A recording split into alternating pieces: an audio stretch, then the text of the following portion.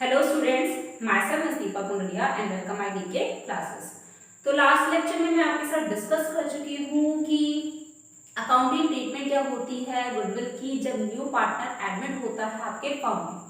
तो तीन कंडीशन बताई थी। जब नया पार्टनर अपनी गुडविल को प्राइवेटली पेड करता है तो उस कंडीशन में क्या था, आपका कोई एंट्री पास नहीं होगी। सेकंड क्या कंडीशन बताई थी आपकी, जब नया पार्टनर गुडविल कैश में लाता है तो उस कैश में लाने के भी दो तरीके थे। पहला, या तो वो पूरा जितनी भी अमाउंट गुडविल की लाया पूरी उसमें फॉर्म में लगा था। ओके, तो उस कंडीशन में सबसे पहले आपकी एंट्री होगी लाने की एंड दूसरी एंट्री होगी आपके ट्रांसफर करने की, किसमें, ओल्ड पार्टनर्स में ट्रांसफर करने की और सैक्रिफाइसिंग रेशियो में।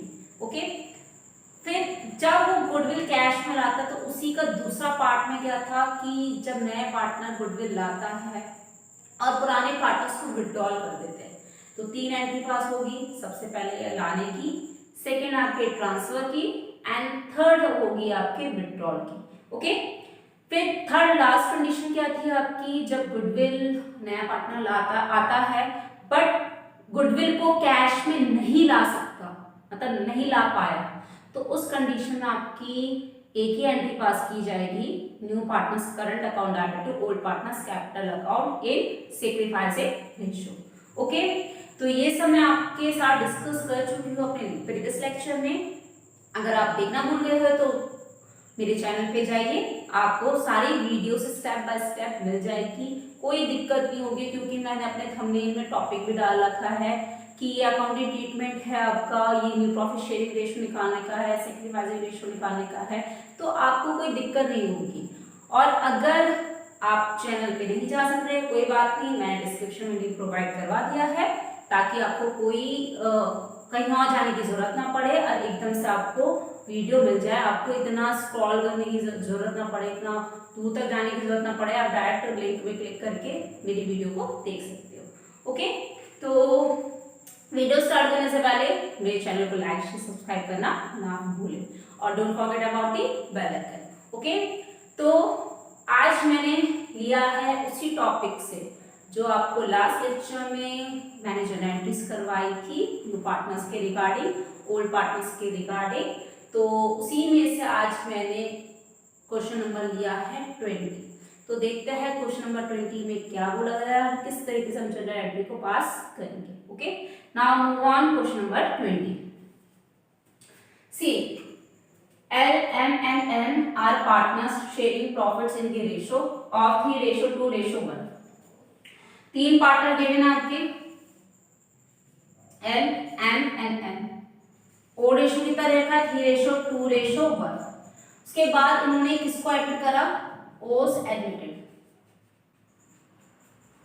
अब कितना शेयर लेके आपका ओस bring cash ₹4,50,000 capital and ₹1,50,000 as goodwill and for 1/5 share. तो कितना शेयर लेके 1/5 शेयर।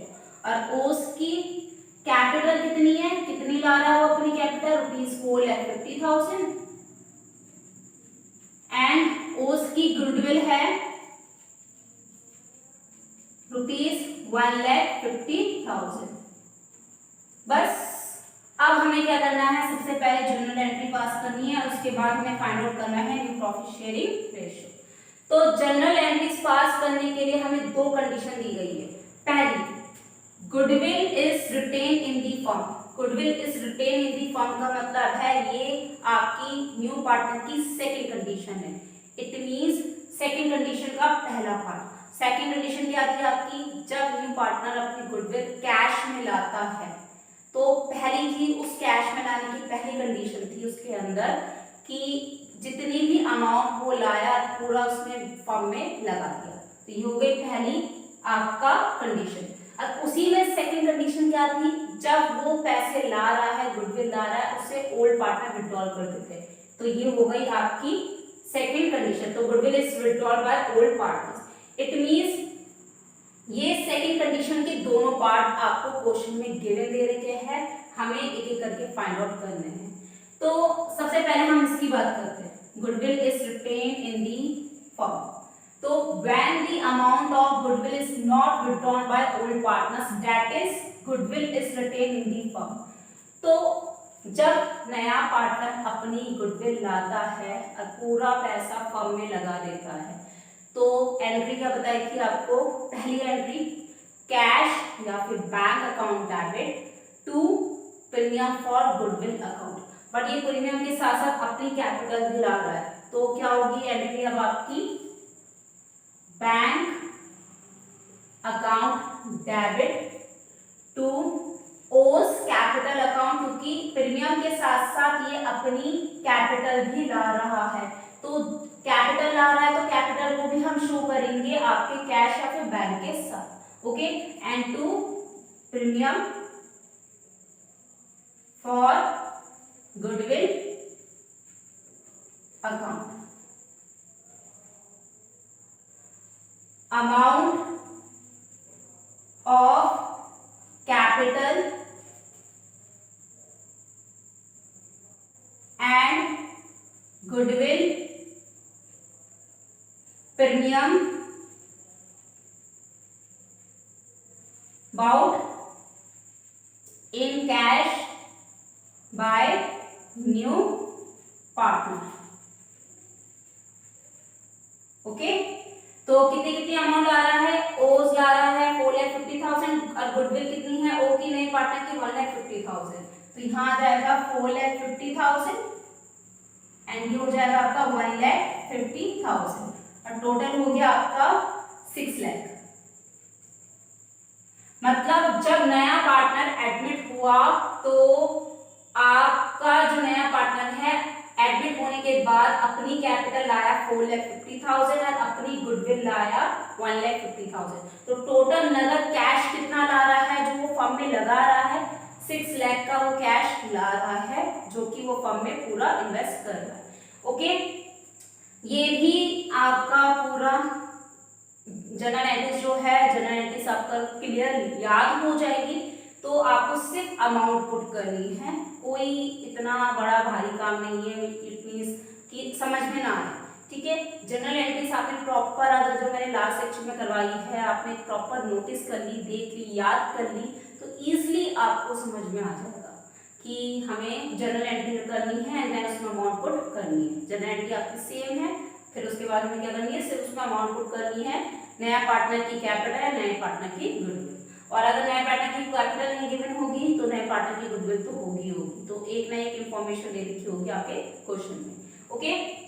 अब जब नया पार्टनर हमने शो कर दिया पहली एंट्री कि ये आपका कैश में ला रहा है इतनी 6 लाख रुपए, नेक्स्ट एंट्री हमने क्या करी थी?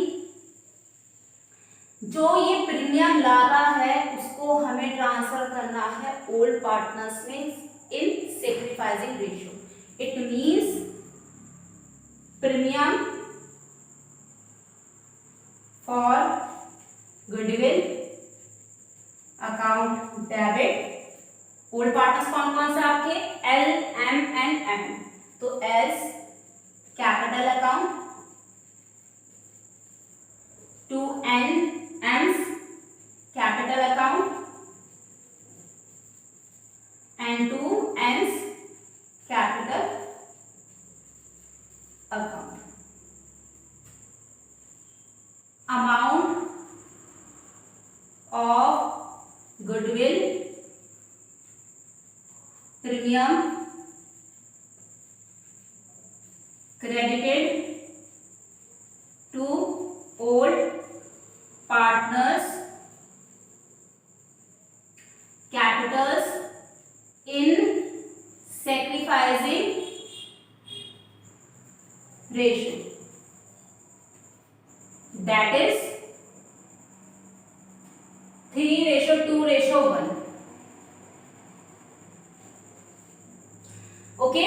तो प्रीमियम फॉर गुडविल अमाउंट कितनी है आपकी? 1,50,000, 1,50,000 है, तो 1,50,000 का 36 मिलेगा एल्स को, 1,50,000 का 26 मिलेगा एम्स को एंड 1,50,000 का 16 मिलेगा एन को। तो अमाउंट कितनी डिस्ट्रीब्यूट हो रही है? 75,000, 50,000 एंड आपका हो गया 25,000। ओके, बस सिंपली आपको क्या करना है, जब नया पार्टनर अपनी गुडविल कैश में लाता है तो उसमें सबसे पहली कंडीशन थी आपकी कि वो पूरा पैसा जब फॉर्म में लगा देता है। जब फॉर्म में पूरा पैसा लगा देगा तो पहले एंट्री होगी आपके लाने की, जो कि आपकी cash of bank account debit to premium for goodwill account and new partner की कैपिटल है तो new partners capital account.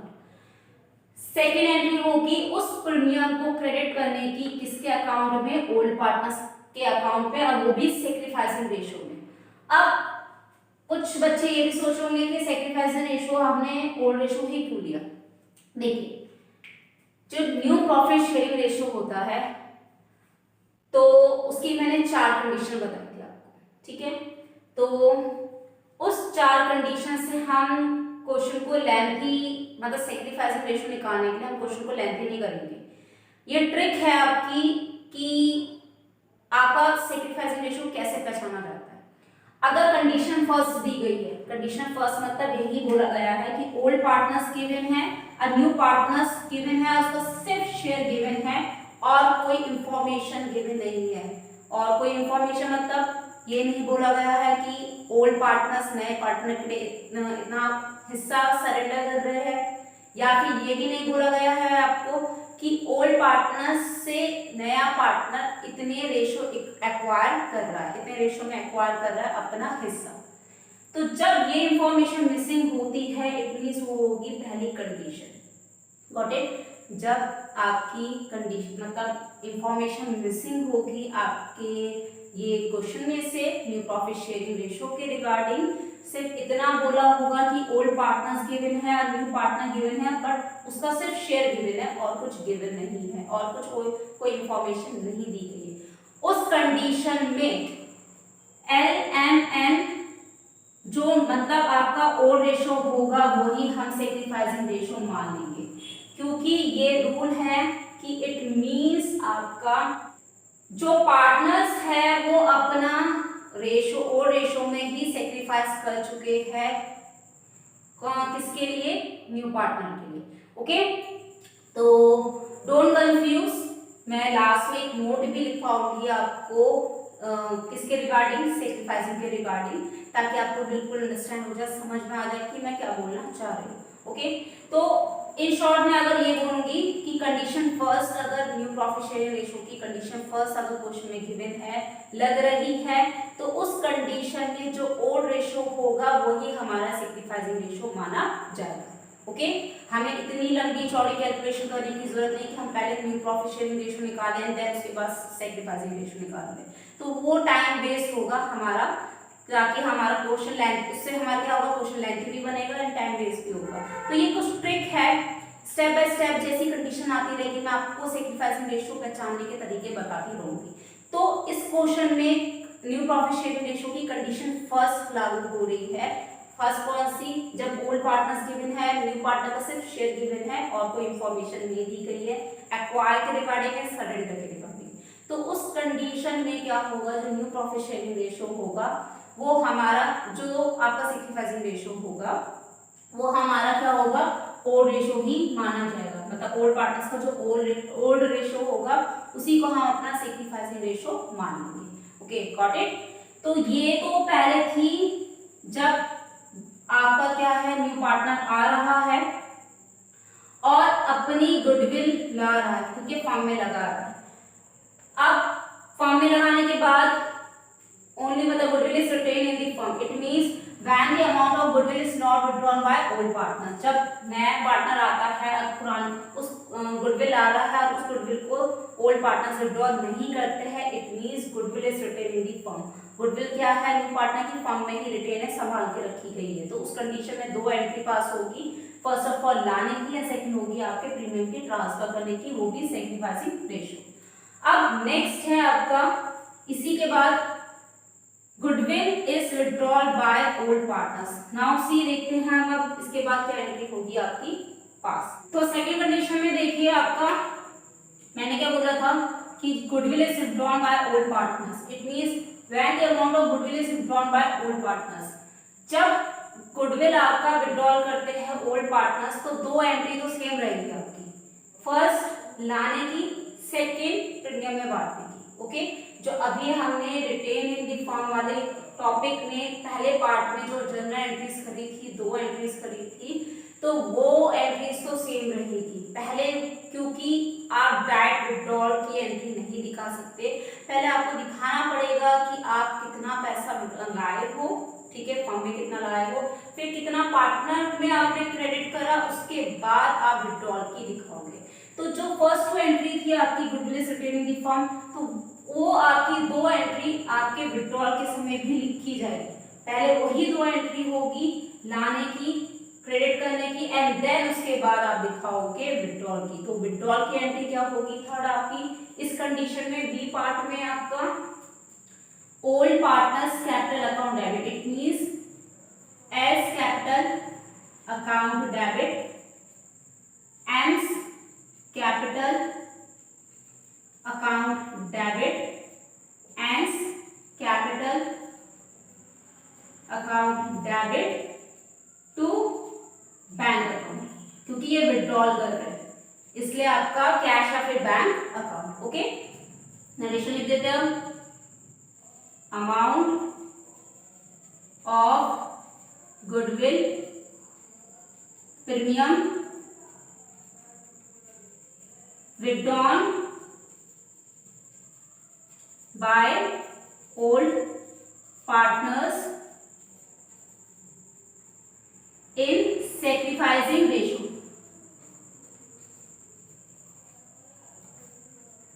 that is 3:2:1।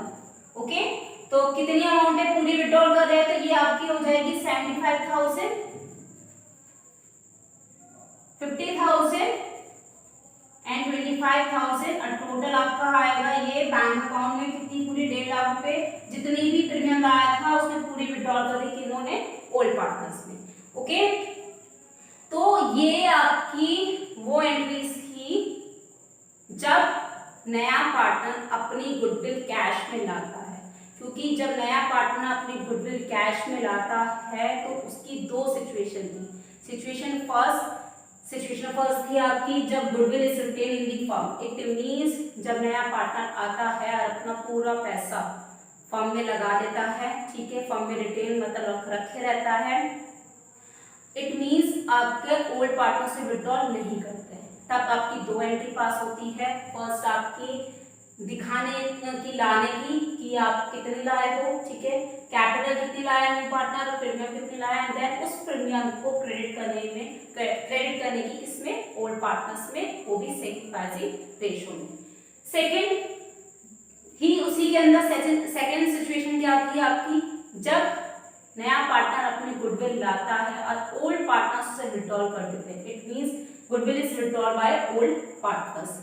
ये सेकंड कंडीशन की दो सिचुएशन आपकी दे रखी है, दोनों सिचुएशन आपके इस क्वेश्चन में बोल रखी है, ठीक है।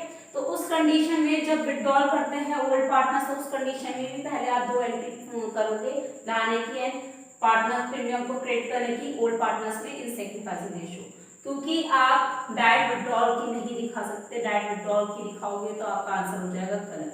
तो इसलिए पहले फर्स्ट ऑफ ऑल दो एंट्री पास करोगे, उसके बाद नेक्स्ट एंट्री आप दिखाओगे कि आपने इतना क्रेडिट करा था और ये जो क्रेडिट करा था अमाउंट ओल्ड पार्टनर्स में, वो ओल्ड पार्टनर्स क्या कर रहे हैं, विड्रॉल। तो old partners capital account debit to bank account, तो amount of goodwill premium withdrawal by old partners in sacrificing ratio, that is 3:2:1। Okay, got it. अब जनरल एंट्रीज तो हमने पास कर दी, इस जनरल एंट्री से रिलेटेड अगर कोई भी दिक्कत आई होगी तो प्लीज मुझे बताना, ताकि मैं उस दिक्कत को सॉल्व कर सकूं, उस प्रॉब्लम को सॉल्व कर सकूं। ओके, इसलिए मैंने लास्ट लेक्चर में अपने पूरी जनरल एंट्रीज आपको पूरी करवा रखी है बाय हार्ट। अगर आपको लर्न हो गई तो आपको कुछ नहीं करना, सिर्फ जनरल एंट्रीज लिखनी है एंड देन उसको उसमें अमाउंट पुट करनी है। ओके, तो हर एक सिचुएशन लिखवा रखी है मैंने, चाहे न्यू पार्टनर की गुडविल से रिलेटेड हो, रिगार्डिंग हो, या ओल्ड पार्टनर्स की गुडविल से रिगार्डिंग हो। ओके, तो अब नेक्स्ट पॉइंट हमें करना है find out the new profit sharing ratio. तो अब करते हैं हम find new profit sharing ratio find out करते हैं।